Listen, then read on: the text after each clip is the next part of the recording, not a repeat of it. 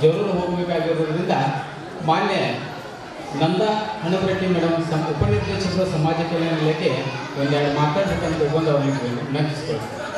ಎಲ್ಲರಿಗೂ ನಮಸ್ಕಾರ. Phoenix English medium residential school Suligere. So ಈ ಒಂದು ಶಾಲೆಯ ಪ್ರತಿಭಾ ಪುರಸ್ಕಾರ ಸಮಾರಂಭವನ್ನು ಈ ದಿನ ಹಮ್ಮಿಕೊಂಡಿದ್ದಾರೆ. ಸೊ ಈ ಒಂದು ಕಾರ್ಯಕ್ರಮದ ದಿವ್ಯ ಸಾನ್ನಿಧ್ಯವನ್ನು ವಹಿಸಿಕೊಂಡಂತಹ ಮಹಾಸ್ವಾಮಿಗಳಿಗೆ ನಾನು ಅವರ ಪಾದಗಳಲ್ಲಿ ನಮಿಸುತ್ತಾ ನನ್ನ ಒಂದೆರಡು ಮಾತುಗಳನ್ನು ಹೇಳೋಕ್ಕೆ ಇಷ್ಟಪಡ್ತೇನೆ. ಸೊ ಈ ಒಂದು ಕಾರ್ಯಕ್ರಮಕ್ಕೆ ನನ್ನನ್ನು ಮುಖ್ಯ ಅತಿಥಿಯಾಗಿ ಇಲ್ಲಿ ಕರೆಸಿದ್ದಾರೆ. ಅವ್ರಿಗೆ ನಾನು ಮೊದಲಾಗಿ ಧನ್ಯವಾದಗಳನ್ನು ಹೇಳೋಕ್ಕೆ ಇಷ್ಟಪಡ್ತೇನೆ. ಸೊ ದಯವಿಟ್ಟು ಎಲ್ಲ ಪಾಲಕರು ಮತ್ತು ಮಕ್ಕಳು ಒಂದು 10 ನಿಮಿಷ ಶಾಂತವಾಗಿ ಕೂತ್ಕೊಂಡ್ರೆ ಕಾರ್ಯಕ್ರಮ ಚೆನ್ನಾಗಾಗ್ತದೆ. ಒಂದು 2 ನಿಮಿಷ ಮಕ್ಕಳು ಗಲಾಟೆ ಮಾಡಬಾರ್ದು. ಇನ್ನು ಕೆಲವೇ ದಿನಗಳಲ್ಲಿ SSLC ಎಕ್ಸಾಮನ್ನು ಬರೀತಾರೆ. ಸೊ ಆ ಎಕ್ಸಾಮ್ ಅವರ ಜೀವನದಲ್ಲಿ ಒಂದು ಪ್ರಮುಖವಾದಂತಹ ಘಟ್ಟ.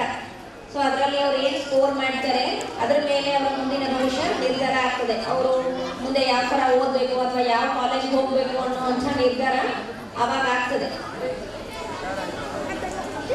ಸೊ ಹಾಗಾಗಿ ಎಲ್ಲ ಮಕ್ಕಳು ಕೂಡ ಬಹಳ ಚೆನ್ನಾಗಿ ಓದಬೇಕು. ಸೊ ಇದರಲ್ಲಿ ಮಕ್ಕಳು ಏನು ನೆನಪಿಡ್ಬೇಕು ಅಂತಂದ್ರೆ, ಓದೋದು ನಿಮ್ಮ ಕೆಲಸ, ಬಟ್ ಅದರಿಂದ ಸಫರ್ ಆಗೋದು parents.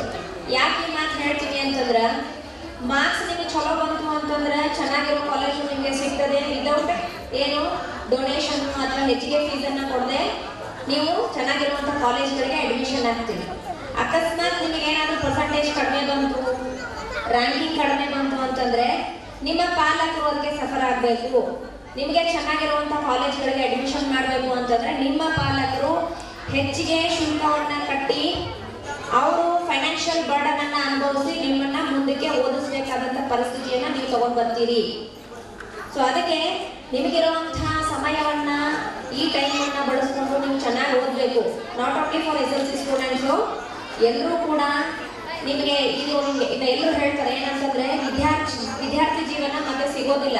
Student life is golden life ಅಂತ ಹೇಳ್ತೀವಿ ನಾವು, ಹೌದಾ? ಸೊ ಆ ಲೈಫನ್ನು ನಾವೆಲ್ಲರೂ ಕೂಡ ಚೆನ್ನಾಗಿ ವಿನಿಯೋಗ ಮಾಡ್ಕೋಬೇಕು ಅಂತಂದ್ರೆ ನಮ್ಗೆ ಏನು ಕೆಲಸ ಇರೋದಿಲ್ಲ ರೀ ಸ್ಟೂಡೆಂಟ್ ಲೈಫಲ್ಲಿ, ಏನೂ ಇರೋದಿಲ್ಲ. ಅವಾಗೆಲ್ಲ ಫೆಸಿಲಿಟೀಸ್ ಬಹಳ ಇರಲಿಲ್ಲ. ಈಗೆಲ್ಲ ಫೆಸಿಲಿಟೀಸ್ ಬಂದಿದ್ದಾವೆ, ರೆಸಿಡೆನ್ಷಿಯಲ್ ಸ್ಕೂಲ್ಸ್ ಬಂದಿದ್ದಾವೆ. ನಿಮಗೇನು ಕೆಲಸನೇ ಇರೋದಿಲ್ಲ, ಸ್ಕೂಲ್ಗೆ ಹೋಗೋದು, ಊಟ ಮಾಡೋದು ಮತ್ತೆ ಓದೋದು, ಇಷ್ಟು ಬಿಟ್ಟರೆ ಮತ್ತೆ ಏನೂ ಕೆಲಸ ಇರೋದಿಲ್ಲ ನಿಮಗೆ. ಸೊ ಈ ಟೈಮಲ್ಲಿ ನೀವು ಆ ಟೈಮನ್ನು ಹಾಳು ಮಾಡಿಕೊಂಡ್ರೆ ಮತ್ತೆ ಈ ಲೈಫ್ ನಿಮ್ಗೆ ಯಾವತ್ತೂ ಸಿಗೋದಿಲ್ಲ.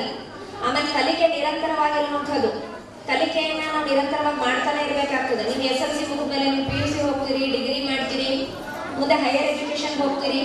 ಸರ್ಕಾರದ ಸವಲತ್ತುಗಳು ಕೂಡ ಹಾಗೆ ಇದ್ದಾವೆ. ಸೊ ಸರ್ಕಾರ ಸುಮಾರು ಸೌಲಭ್ಯಗಳನ್ನು ಕೊಡ್ತಾ ಇದೆ, ನೀವೆಲ್ಲರೂ ಗೊತ್ತಿದ್ದಂಗೆ.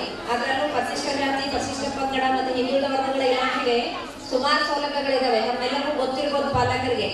10ನೇ ತರಗತಿವರೆಗೂ ರೆಸಿಡೆನ್ಷಿಯಲ್ ಸ್ಕೂಲ್ಸ್ ಇದ್ದಾವೆ. ಮುಂದೆ PU, ಡಿಗ್ರಿ, ಪ್ರೊಫೆಷನಲ್ ಕೋರ್ಸಿಗೆ ಉಚಿತವಾದಂಥ ವಸತಿ ನಿಲಯಗಳಿದ್ದಾವೆ.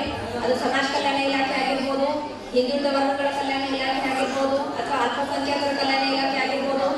ಅದರೊಟ್ಟಿಗೆ ಹಾಸ್ಟೆಲಲ್ಲಿ ಇರ್ತಾರೆ. ಆಮೇಲೆ ಅವ್ರಿಗೆ ಪ್ರೈಸ್ ಮನಿ ಅಂತ ಇರ್ತದೆ. ಅಂದರೆ ಫಸ್ಟ್ ಅಟೆಂಪ್ಟಲ್ಲಿ ಪಾಸ್ ಆದರೆ ಅವ್ರಿಗೆ ಪ್ರೈಸ್ ಮನಿಯನ್ನು ಕೊಡ್ತೇವೆ. PUC ಅವರಿಗೆ 20,000, ಡಿಗ್ರಿ ಅವರಿಗೆ 25,000. ಸೊ ಈ ಥರ ಕೊಡ್ತೇವೆ. ಸೊ ಅದಾದ ನಂತರ ಹೈಯರ್ ಎಜುಕೇಷನ್ಗೆ ಹೋಗ್ತಾರೆ ಅಂತಂದ್ರೆ ಫೀ ರಿಯಂಬರ್ಸ್ಮೆಂಟ್ ಅಂತ ಕೊಡ್ತೇವೆ.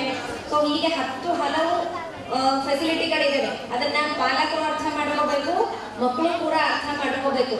ಈಗ ಶಿಕ್ಷಣವನ್ನು ಪಡೀಲಿಕ್ಕೆ ಇರುವಂಥ ಸೌಲಭ್ಯಗಳು ಹಲವಾರು ಇದ್ದಾವೆ. ಆದರೆ ಅದರ ತಿಳುವಳಿಕೆ ಕಡಿಮೆ ಇರ್ತದೆ. ಎಲ್ಲರಲ್ಲೂ ಕೂಡ, ಮಕ್ಕಳಲ್ಲೂ ಕೂಡ ಕಡಿಮೆ ಇರ್ತದೆ, ಪಾಲಕರಲ್ಲಿ ಕಡಿಮೆ ಇರ್ತದೆ. ಹಾಗಾಗಿ ನಿಮ್ಮ ಮಕ್ಕಳನ್ನ ಕೆಲವ್ರು ಏನು ಮಾಡ್ತೀರಿ, ಓದಿಸೋದನ್ನ ನಮಗಾಗೋದಿಲ್ಲ ಬಿಡಿ, ಅದರಲ್ಲೂ ಎಸ್ಪೆಷಲಿ ಹೆಣ್ಣು ಮಕ್ಕಳನ್ನ PUCನೋ ಇನ್ನೊಂದೇನೋ ಓದಿಸ್ಬಿಡ್ತೀರಿ, ಮುಂದಕ್ಕೆ ನಮ್ಗೆ ಓದಿಸೋಕ್ಕಾಗೋದಿಲ್ಲ ಅಂತ ಹೇಳ್ಬಿಟ್ಟು ಮದುವೆ ಮಾಡಿ ಕಳಿಸ್ತಾ ಇದ್ದೀವಿ.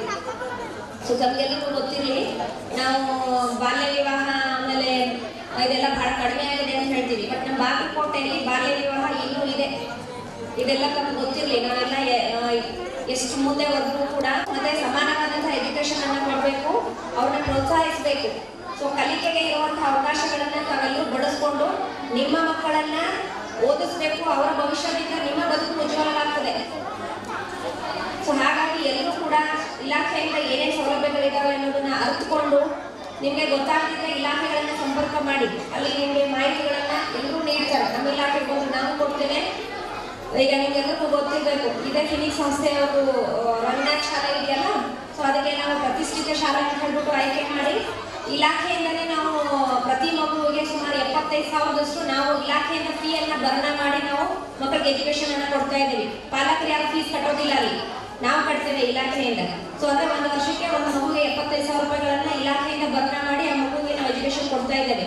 ಸೊ ಅದರ್ಥ ನೋಡಿ, ನಿಮ್ಮಲ್ಲಿ ಯಾರಾದ್ರೂ ದುಡ್ಡಿನ ಕೊರತೆ ಇದ್ರೆ ನಿಮ್ಮ ಮಗು ಓದಲಿಕ್ಕೆ ಆಗೋದಿಲ್ಲ, ಅದನ್ನ ಇಲಾಖೆ ಜವಾಬ್ದಾರಿ ತಗೊಳ್ತದೆ. ಇಂಥವು 4 ಶಾಲೆಗಳಿದ್ದಾವೆ ನಮ್ಮ ಬಾಗಲಕೋಟೆ ಜಿಲ್ಲೆಯಲ್ಲಿ, ಪ್ರತಿಷ್ಠಿತ ಶಾಲೆ ಅಂತ ಹೇಳಿ ನಾವು ಸಮಾಜ ಕಲ್ಯಾಣ ಇಲಾಖೆಯಿಂದ ಕೊಡ್ತಾ ಇದ್ದೇವೆ.